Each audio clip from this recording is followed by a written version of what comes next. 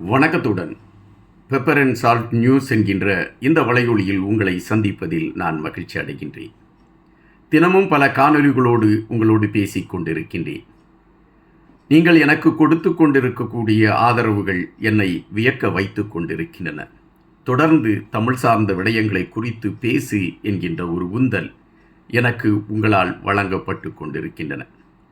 இன்றைய சூழலில் பல அதிரடியான களங்கள் பேசப்பட்டு கொண்டிருக்கின்றன.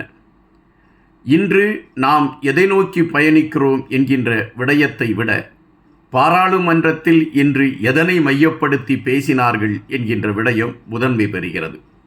எனவே அதனை மையப்படுத்திய கருத்துக்களை தேடிக்கொண்டு பயணிப்பதுதான் சிறப்பு சேர்க்கும் என்கின்ற களத்தோடு இன்று வைத்தியர் அர்ஜுனா அவர்கள் பாராளுமன்றத்தில் சிங்கள மக்களை மையப்படுத்தி என்ன கருத்துக்களை வைத்திருக்கிறார். நான் நமல் ராஜபக்சேவை ஒரு கட்டத்தில் அழித்து விட வேண்டும் என்று நினைத்தேன் என்று கூறியதின் பின்னணியில் இருக்கக்கூடிய விடயம் என்ன?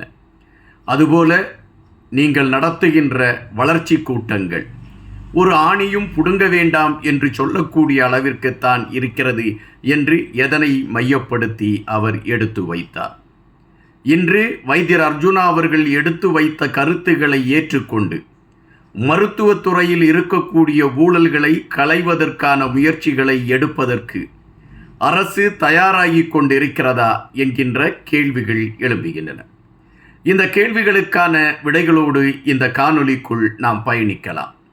எங்களுடைய இந்த வலையொலியை பகிர்ந்தளிக்காத நண்பர்கள், நீங்கள் பகிர்ந்தளித்தால் நாங்கள் வெளியிடக்கூடிய காணொளிகள் உங்களை வந்தடைவதற்கான ஒரு களத்தை எட்டும். கண்டிப்பாக நீங்கள் பகிர்ந்தளிப்பீர்கள் என்ற நம்பிக்கை எனக்கு இருக்கிறது. இன்று பாராளுமன்றத்தில் வைத்தியர் அர்ஜுனா அவர்கள் பேசியிருக்கக்கூடிய விடயங்கள், அந்த பேசியிருக்கக்கூடிய விடயங்களில் பல கருத்துகள் இன்று உன்னிப்பாகவே கவனிக்கப்பட வேண்டியதாக இருக்கின்றது. நேற்று வைத்தியர் அர்ஜுனா அவர்கள் வெளியிட்ட ஒரு காணொளியில் குறிப்பிட்டிருந்தார், கருணா அவர்களை நீங்கள் துரோகி என்று குறிப்பிடுகின்றீர்கள். ஆனால் கருணா அவர்கள் துரோகம் செய்தார் என்பது நாம் அனைவரும் அறிந்த ஒன்றுதான். ஆனால் நாங்கள் மக்களுக்காக நிற்கிறோம் என்று கூறிக்கொண்டு தமிழ் மக்களுடைய அழிவை மிக துணிச்சலாக செய்து கொண்டிருக்கக்கூடிய ஒரு களத்தில் அரசியல் கட்சிகளை சார்ந்தவர்கள் இருக்கிறார்கள் என்ற வேதனை பதிவை வைத்தியர் அர்ஜுனா அவர்கள் வைத்திருந்தார்.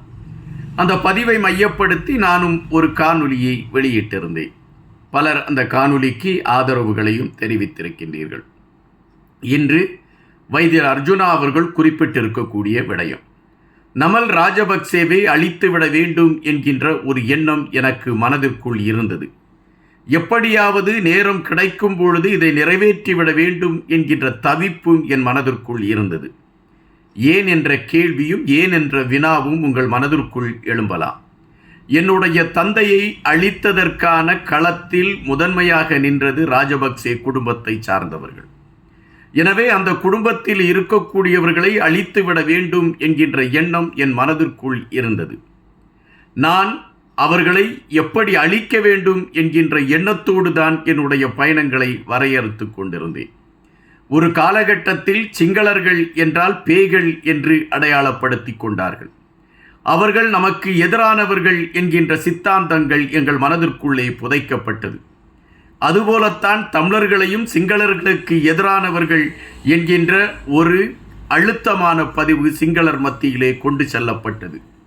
நீங்கள் தமிழர்களுக்கு ஆதரவாக செயல்பட்டு விடாதீர்கள் என்கின்ற மனநிலை அவர்கள் மனதிலே உருவாக்கப்பட்டு கொண்டு இருந்தன. ஆனால் இப்பொழுது காலம் கடந்த பின்புதான் இரு இனத்தில் இருக்கக்கூடிய மக்களுடைய உள்ளங்களை புரிந்து கொள்ளக்கூடிய நிலை இரு இனத்திற்கும் ஏற்பட்டிருக்கின்றது. இங்கு அரசியலை பேசிக்கொண்டு இருக்கக்கூடியவர்கள், அரசியல் சார்ந்த விடயங்களுக்கு முனைப்பு கொடுத்து கொண்டிருக்கக்கூடியவர்கள், சுயநலமாக தங்களை அடையாளப்படுத்த வேண்டும் என்ற களத்தில் பயணித்து கொண்டு இருக்கக்கூடியவர்கள், இவர்கள்தான் இந்த இரு இனத்திற்கும் இடையே பிரிவினையை உருவாக்கி ஒரு அழிவை கொண்டு வரக்கூடிய களத்தை எடுத்தார்கள் என்கின்ற ஒரு பதிவை அவர் வைத்திருக்கின்றார். நமல் ராஜபக்சேவை அழித்துவிட வேண்டும் என்று அவர் நினைத்ததின் பின்னணியில் அவருடைய தந்தையின் மரணம் இருக்கிறது என்பது அவர் குறிப்பிட்டிருக்கக்கூடிய ஒரு விடயமாக இங்கு பார்க்கப்படுகின்றது. அதுபோல வைத்தியர் அர்ஜுனா அவர்களுடைய அடுத்த ஒரு கருத்து. அந்த கருத்து என்னவென்றால், இன்று நடந்து கொண்டிருக்கக்கூடிய இந்த கூட்டங்கள் வளர்ச்சி கூட்டம் என்ற போர்வையிலே அரசு சார்பில் நடத்தப்பட்டு கொண்டிருக்கக்கூடிய கூட்டங்கள் மக்களுக்கான கூட்டங்களாக இருக்கிறதா என்றால் இல்லை. மக்கள் சார்ந்த விடயங்களை பேசுவதற்கான களத்தை கொண்டதாக அது இருக்கிறதா என்றால் அதுவும் இல்லை. அப்படி ஒன்றுக்குமே உதவாத ஒரு கூட்டம் எதுக்கு நடைபெற வேண்டும்? அதனால்தான் இந்த கூட்டம் ஒரு ஆணியும் புடுங்காது என்கின்ற கருத்தை வைத்தியர் அர்ஜுனா அவர்கள் பதிவிட்டிருக்கின்றார். இதை அவர் நாடாளுமன்றத்தில் பதிவிட்டிருக்கின்றார். ஒரு கூட்டம் நடத்தப்படுகிறது. அந்த கூட்டம் எதற்காக நடத்தப்படுகிறது? அந்த கூட்டத்தில் நாம் எடுத்து வைக்கக்கூடிய செயல்பாடுகள் எதனை முன்னிலைப்படுத்தியதாக இருக்க வேண்டும்? மக்கள் அது சார்ந்த கருத்துக்களை முனைப்புடன் நிறைவேற்றுவதற்கான களத்தை எடுத்துக்கொண்டு செல்வதற்கு அது உதவுமா என்கின்ற பல கேள்விகளுக்கு விடையில்லாத கூட்டமாக இருக்கிறது என்று குமரி இருக்கிறார் வைத்தியர் அர்ஜுனா அவர்கள். அதுபோல இன்னொரு விடயத்தை மையப்படுத்திய செய்தியையும் பார்க்க வேண்டியதிருக்கின்றது. மருத்துவத்துறையில் நடந்து கொண்டிருக்கக்கூடிய ஊழல். இந்த மருத்துவத்துறையில் என்னென்ன ஊழல்கள் நடந்து கொண்டிருக்கிறது என்பதை மையப்படுத்தி வைத்தியர் அர்ஜுனா அவர்கள் பல நேரங்களில் பல விடயங்களை குறித்து பேசியிருக்கின்றார். அப்படி பேசுகின்ற பொழுதெல்லாம் வைத்தியர் அர்ஜுனாவை பார்த்து கைகொட்டி சிரித்தவர்கள் உண்டு. இந்த மனிதருக்கு ஏதோ சற்று பிழை இருக்கிறது, அதனால்தான் இதுபோன்ற கருத்துக்களை பதிவிட்டு கொண்டு இருக்கிறார் என்று எள்ளி நகையாடியவர்கள் உண்டு. ஆனால் தற்பொழுது வைத்தியர் அர்ஜுனா அவர்களால் எந்த விடயங்கள் பேசப்பட்டதோ அதன் உண்மை நிலையை மக்கள் புரிந்து கொள்ளக்கூடிய ஒரு களம் அமைந்திருக்கிறது. மக்கள் புரிந்து கொண்டு விட்டார்கள் என்கின்ற விடயம் ஆட்சியாளர்களுக்கும் அரசியல்வாதிகளுக்கும் தெரிய ஆரம்பித்து விட்டது. மக்கள் புரிந்து கொண்டிருக்கிறார்கள் என்பதை நாம் அறிந்தும் அறியாமல் பயணித்து விட்டால் நாளை வாக்குக்காக நாம் போய் மக்கள் மன்றத்திலே நிற்க முடியாது. அவர்கள் வாக்களிக்க மாட்டார்கள். எனவே வாக்கை மையப்படுத்திய ஒரு அரசியல் களத்தை கையில் எடுக்க வேண்டியதிருக்கிறது. எனவே சுகாதாரத்துறையில் இருக்கக்கூடிய ஊழல்களை நாம் ஒத்துக்கொள்ள வேண்டிய ஒரு கட்டாயத்திற்கு தள்ளப்பட்டிருக்கிறோம் என்கின்ற அடிப்படையில் அரசு இப்பொழுது அந்த ஊழல் சார்ந்த விடயங்களை மையப்படுத்திய நகர்வுகளில் என்னென்ன நடவடிக்கை எடுக்க முடியுமோ அதை எடுப்பதற்கு தயாராகி கொண்டிருக்கிறோம் என்று அறிவித்திருக்கிறது. அல்லது அதற்கான முயற்சிகளை எடுப்பதற்காக அரசு தயாராகி கொண்டிருக்கிறது என்கின்ற செய்திகள் வருகின்றன. இங்கு பார்க்கின்ற பொழுது வைத்தியர் அர்ஜுனா அவர்களுடைய ஒவ்வொரு செயல்பாடுகளும் விமர்சிக்கப்படுகின்ற அதே வேளையில் வரவேற்கவும் படுகிறது என்பதை நாம் இங்கு அழுத்தமாக பதிவிட வேண்டியதாக இருக்கின்றது. எப்பொழுதுமே ஒரு புதிய சிந்தனையோடு வரக்கூடியவர்களை இந்த சமுதாயம் முதலில் ஏற்றுக்கொள்ளுமா என்றால் ஏற்றுக்கொள்ளாது. அது விமர்சனங்களைத்தான் வைக்கும். உலகம் உருண்டை என்பதை கண்டுபிடித்துவிட்டு அந்த விஞ்ஞானி போய் சொன்னானா உலகம் உருண்டையாக இருக்கிறது என்று? அதுவரை உலகம் தட்டையாகத்தான் இருக்கிறது என்று நம்பிக்கொண்டு இருந்தவர்கள் உலகம் உருண்டையாக இருக்கிறது என்பவனை கல்லெறிந்து கொல்வதற்கு முயற்சித்தார்களாம். அப்படி கல்லெறிந்து கொல்ல முயற்சித்தவர்கள் காலம் கடந்து புரிந்து கொண்டார்கள் உலகம் உருண்டையாகத்தான் இருக்கிறது என்பது. அதுபோலத்தான் வைத்தியர் அர்ஜுனா அவர்கள் ஒவ்வொரு விடயங்களை மையப்படுத்திய செய்திகளை எடுத்து வைக்கின்ற பொழுதெல்லாம் வைத்தியர் அர்ஜுனாவிற்கு எதிரான விமர்சனங்கள் வைக்கப்படுகின்றது. வைத்தியர் அர்ஜுனா ஒரு பிதட்டலான அரசியல் களத்தை எடுத்துக்கொண்டு பயணிக்கிறார் என்கின்ற கருத்துகள் முன்னெடுத்து வைக்கப்படுகின்றது. அதற்கான விளக்கங்களை கொடுப்பதற்கு வைத்தியர் அர்ஜுனா நேரம் ஒதுக்குவதில்லை. அவர் அடுத்த பிரச்சனையை கையில் எடுத்துக்கொண்டு அது சார்ந்த கருத்துக்களை தேடி பயணிக்க ஆரம்பித்து விடுகிறார். இது மற்றவர்களுக்கு கொண்டாட்டமாகி விடுகிறது. நேற்று வைத்தியர் இந்த கருத்தை பதிவிட்டார், ஆனால் இந்த கருத்திற்கு என்ன பதில் என்பதை குறித்து அவர் தெளிவாக சொல்லவில்லை. எனவே அவர் ஏதோ ஒரு குழப்பத்தை உருவாக்குகிறார், இரு இனத்திற்கு இடையே ஒரு மோதலை உருவாக்குகிறார் என்கின்ற கற்பனை கதைகள் எல்லாம் கட்டவிழ்த்து விடப்பட்டன.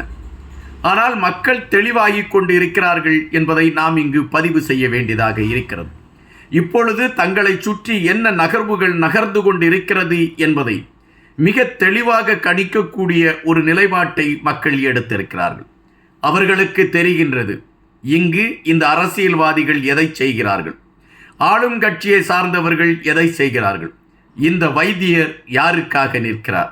இந்த 3 விடயங்களை மையப்படுத்திய செய்திகள் மக்கள் தெளிவாக அறிந்து வைத்திருக்கிறார்கள். அதன் அடிப்படையில் தான் இப்பொழுது வைத்தியர் அர்ஜுனா அவர்களுக்கு மக்களிடம் ஆதரவு பெருகிக் கொண்டே இருக்கிறது. வைத்தியர் அர்ஜுனா நமக்காக பேசுகிறார், நம்மளுடைய விடயங்களை மையப்படுத்தி பேசுகிறார். இந்த மண்ணில் ஒரு மாற்றம் எழுப்பப்பட வேண்டும் என்கின்ற புதிய சிந்தனையோடு பயணிக்கிறார். எனவே இவரை ஆதரித்து விட வேண்டும் என்கின்ற ஒரு கருத்தை அவர்கள் எடுக்கிறார்கள். அதுபோல வைத்தியர் அர்ஜுனாவின் குடும்பங்கள் சார்ந்த விடயங்களை பார்க்கிறார்கள். அவர்கள் தந்தை இந்த மண்ணிற்காக மரணத்தை தழுவினார் என்கின்ற விடயத்தை பார்க்க முடிகின்றது. அதுபோல அவருடைய சகோதரர்கள் இந்த மண்ணிற்காக தங்களை எந்த களத்திலும் அவர்கள் அழிப்பதற்கும் தயாராக இருக்கிறார்கள் என்கின்ற விடயங்களை பார்க்க முடிகின்றது. அப்படிப்பட்ட ஒரு நிலைப்பாட்டில் பயணித்து கொண்டிருக்கக்கூடியவர்கள் மக்கள் சார்ந்த விடயங்களில் முதன்மையான கவனத்தை செலுத்தி கொண்டு இருக்கிறார்கள் என்பதை மக்கள் புரிந்து கொள்கிறார்கள். அந்த புரிந்ததின் வெளிப்பாடாகத்தான் வைத்தியர் அர்ஜுனாவின் பின்னால் திரள்கிறார்கள். எனவேதான் வைத்தியர் அர்ஜுனா எடுத்து வைக்கக்கூடிய ஒவ்வொரு கருத்துகளும் ஒரு வாரம் கழித்து 2 வாரம் கழித்து அரசு தன்னை திருத்திக் கொள்ளக்கூடிய ஒரு களத்திற்கு சென்று விடுகிறது. வைத்தியர் அர்ஜுனா முதலாக சுகாதாரத்துறையிலே ஊழல் நடந்து கொண்டிருக்கிறது என்பதை அழுத்தமாக பதிவிட்டு கொண்டிருந்தார். அப்பொழுது கடுமையான விமர்சனங்கள் அவர் மீது வந்தன. அந்த மருத்துவர் அப்படிப்பட்டவரா? அவர் அந்த யாழ் மருத்துவமனைக்காக எவ்வளவு உழைத்திருக்கிறார், அவரை போய் வைத்தியர் அர்ஜுனா இழிவாக பேசுகிறார் என்கின்ற விமர்சனங்கள் எல்லாம் வைக்கப்பட்டது உண்டு. ஆனால் ஒரு கட்டத்திற்கு மேல் வைத்தியர் அர்ஜுனா சொன்னதுதான் உண்மை என்கின்ற பதிவுகள் வெளியே வர தொடங்குகின்றன. அப்படித்தான் இப்பொழுதும் வைத்தியர் அர்ஜுனா சொல்கின்ற விடயங்கள் எல்லாம் உண்மையாக இருக்கிறது என்பதை நம்மால் பார்க்க முடிகின்றது. 353 கொள்கலன்களை பற்றி வைத்தியர் அர்ஜுனா நாடாளுமன்றத்தில் பேசினார். பேசிய பொழுது அதற்கு போதிய ஆதரவு யாரும் கொடுக்கவில்லை.